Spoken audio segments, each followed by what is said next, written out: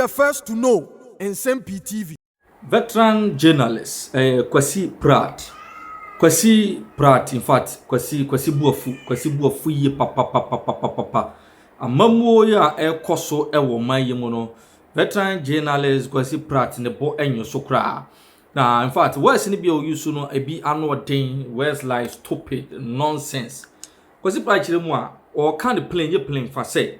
Ye to aba edema His Excellency John Mahama se omra na obe manage o man ya nto aba ma no se de Ghana hye ne se wo ye mfa Ghana nche Mahama wo ye mfa Ghana nche NDC fu no ma ye do mpewo se ye nkote a obi kra ye competent in an institution chinchina ya ba na aba enti won free so ye na we are overlooking competence and ye prioritizing party colors.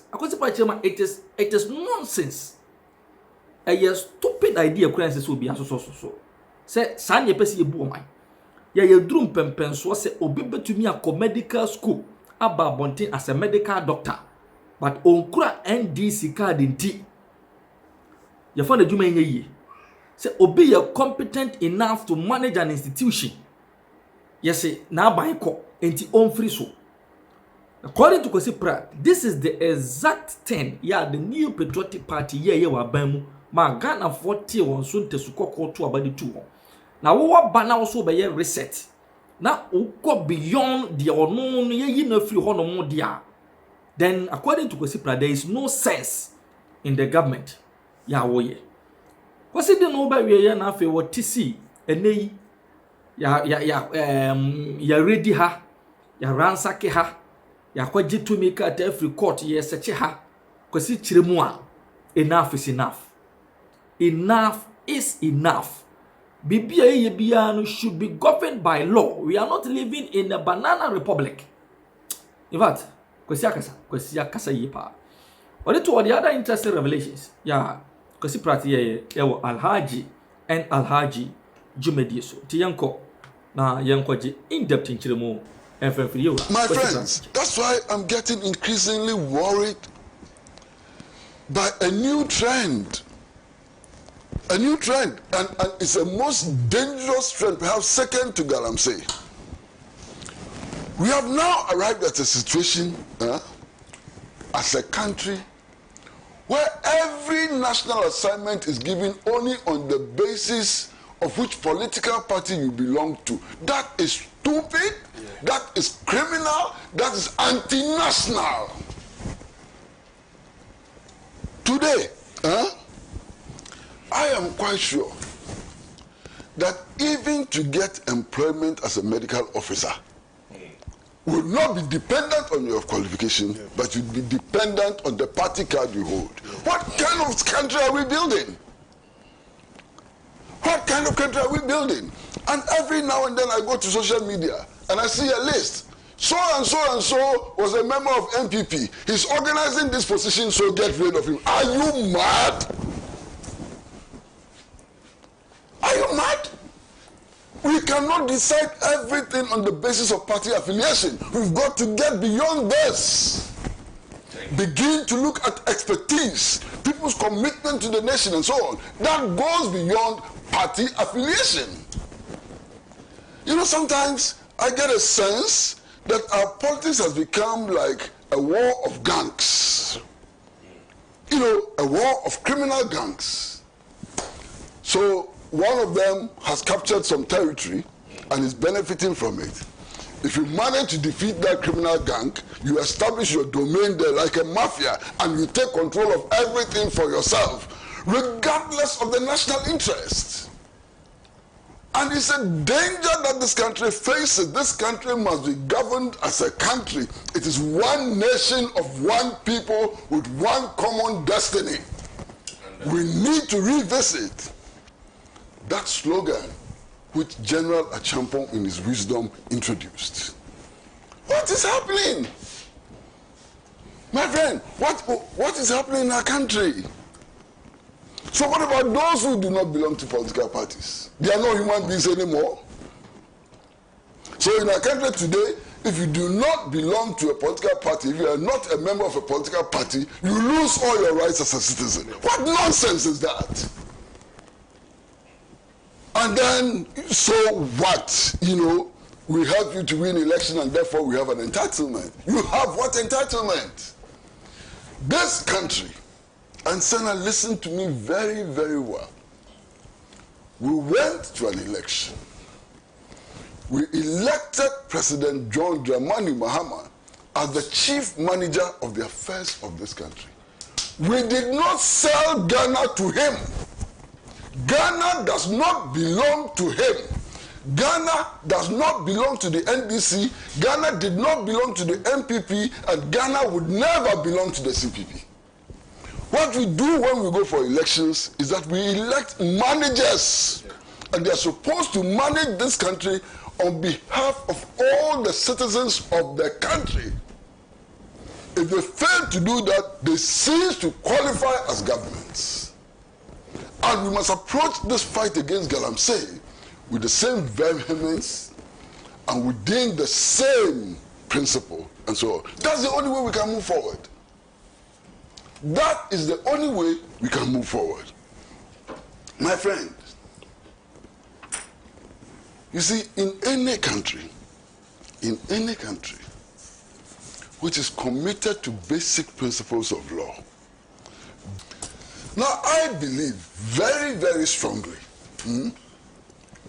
that the state institutions, including its investigative institutions and so on, ought to act according to law. Otherwise, we'll be thrown into the jungle. State institutions, especially the investigative authorities, the NIB, the CID, the so-called Yoko and so on, all of them ought to operate according to law. It's a very firm belief that I have. Even when they are dealing with murderers, even murderers have rights. Murderers, those who commit murder, have rights. And we cannot violate those rights simply because they are murderers and so on. We should understand that very clearly. So today, I asked myself, why was Henry Addison's house... Ernest. Is it Ernest? Ernest Addison. Well, forgive me, Massa. There are so many names in the world, sometimes you can't get all of them right. Yeah, that's one. Why was Ernest Addison's house searched, raided? I don't know what words to use. I don't know. Do you know? No. Senna, do you know? I don't know. All the explanations that have been given and so on doesn't tell us anything about how and why the house was searched. You understand? So on what basis do I make a judgment?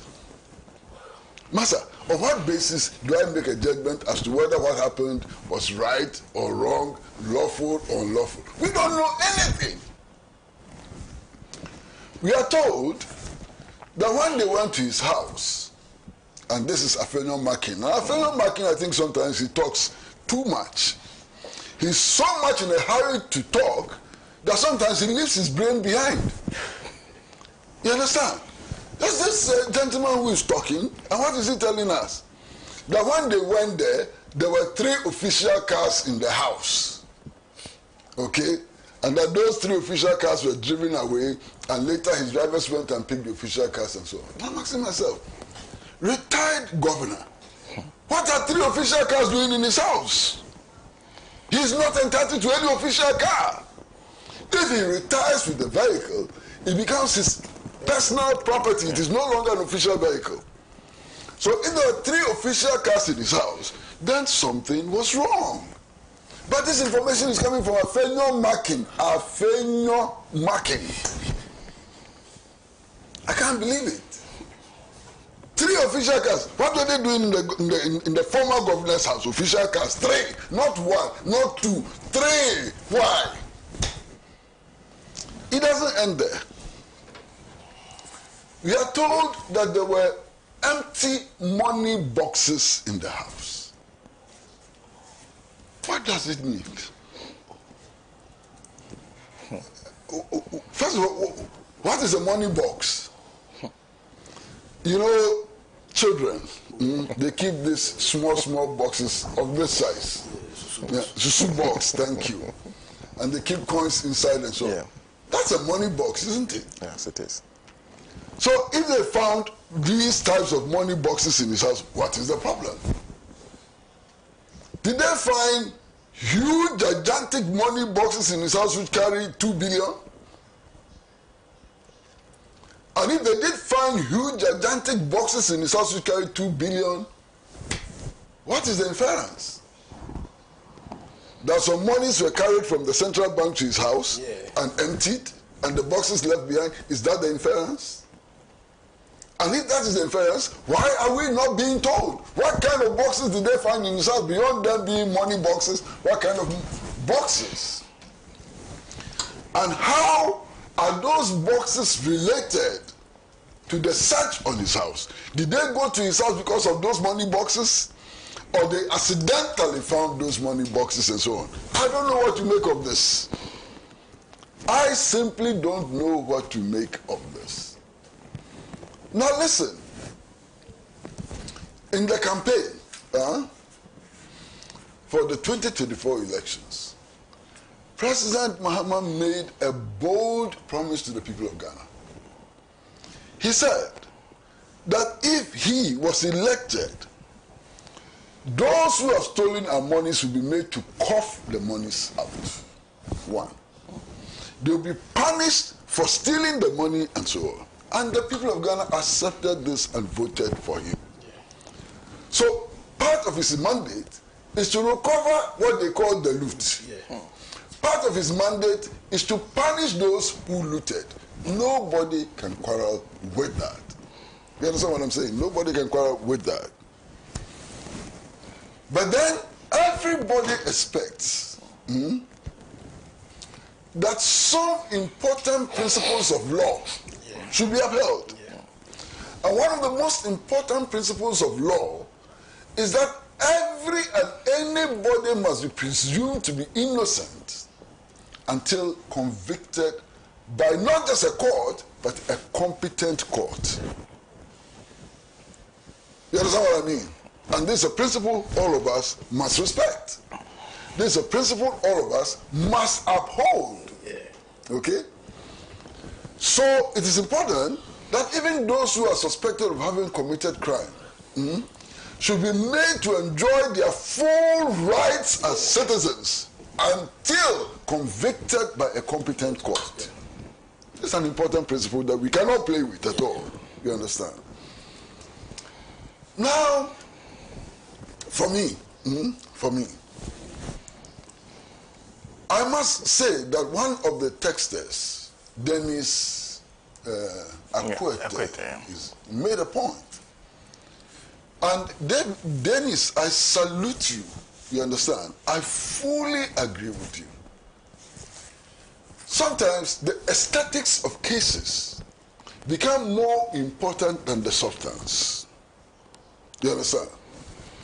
And at the center of all of these so-called raids, searches, and so on, is this personality called Japa.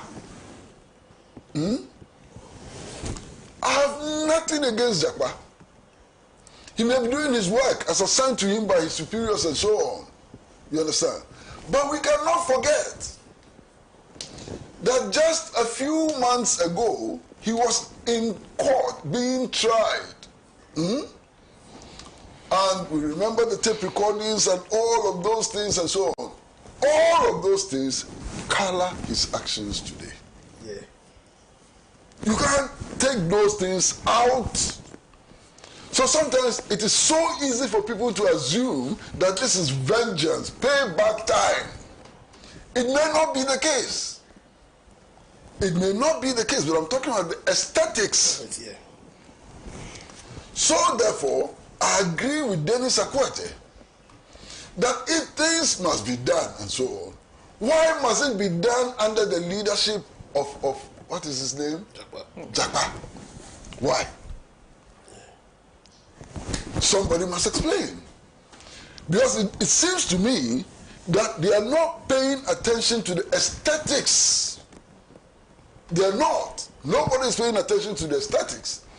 But the aesthetics are as important and valuable as substance in these matters. You understand? So that's part of the problem. Now, I'm sitting back and I'm wondering, I'm really wondering, Sana, Bank of Ghana, you say his name is Ernest Addison. Yes. If any government, any serious prosecution authority wants to investigate Ernest Addison and prosecute him, do you have to search his house? No. Tell me, do you have to search his house? No. Because what we were told, and I'm not saying it, what we were told was that he illegally printed currency. Illegally printed currency. Will the evidence for that be found in his house? No. No, not at all. We were told that he took certain actions which led to substantial financial loss to the state because it was without parliamentary approval. Is the evidence for that available in his house? No. So think back. All the things that were said about Ernest Addison, you think he cannot be prosecuted without going to his house? So this going to his house, what was it meant to find? I don't know. Yeah. Maybe they have answers, but I don't know. Nobody knows. The only people who know may be in national security. You understand? Maybe in the Attorney General's office and so on. I wish that these investigations be carried out in a most transparent manner. In a manner which does not give the targets of investigations and so on some high moral grounds, to turn around and to do some of the things that we are hearing and seeing today. Let these investigations be based on law. Let the rights of the accused be respected. And let convictions take place and nobody would have anything to do with that. You understand? Now, look, NPP. Everybody knows what is happening in the NPP today. Yeah. The leading member of the party is here. Former member of parliament is here. Everybody knows what is happening in the NPP. Okay. If the NPP actually thinks that the way forward is what Afenyo Makin is doing, God bless them. If the NPP really thinks that the way forward lies in numerous press conferences of no substance, God bless them. Because what is happening in the NPP is a really substantial movement leading to the establishment of the true values of the party. Yeah. It's the true values of the party which is in contention. Yeah. You understand? And until that is resolved, this noise making, sometimes childish in the extreme, would not help anybody. It will not help them. It will not help the country. It will not help anybody. You understand? So, what is my position? My true position is this. No citizen is above the law. And if you say that no citizen is above the law, what you also imply is that no citizen is under the law. I mean, all of us have to be treated with equal measure, irrespective of our party affiliation and so on. All of us, let all of us, and I was wrong, every citizen should be under the law, not above the law. So let all of us be treated, under the law and not above the law. Citizens have rights guaranteed by the Constitution, guaranteed by legislation passed by Parliament. It should work. You understand? It should work. I am in sympathy with the position which was taken by my good friend, lawyer Apia Dankwa.